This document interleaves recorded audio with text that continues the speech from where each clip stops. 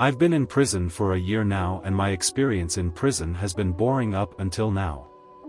I got put in prison for attempted burglary and I have been using the prison phone to keep in contact with my family.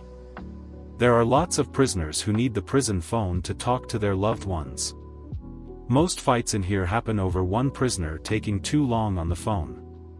I am usually very good and I try not to take up much time.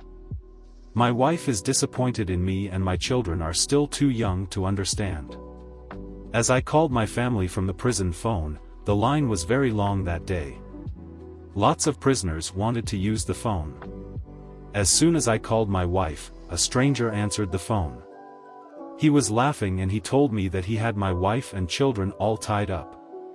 He told me that if I alerted anyone then he'd kill them, and also I wasn't allowed to put the prison phone down. I looked behind to see that queue had gotten longer and the other prisoners were losing patience. One guy shouted, "How long you gonna be, man?" I quietly begged the man not to hurt my family and all he told me was not to put the prison phone down, or else my family will die. Then more grunt-led prisoners were becoming annoyed and they were all shouting at me to hurry up with the phone. Then the guy who had my family all tied up, demanded me that I tell those prisoners to shut the hell up. I demanded evidence that he had my family all tied up. Then my wife was put on the phone and she confirmed that it was all true.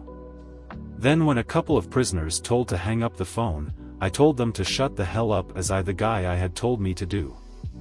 Then I started getting punched, kicked and kneed in the back from the other angry prisoners demanding me to cut the phone line.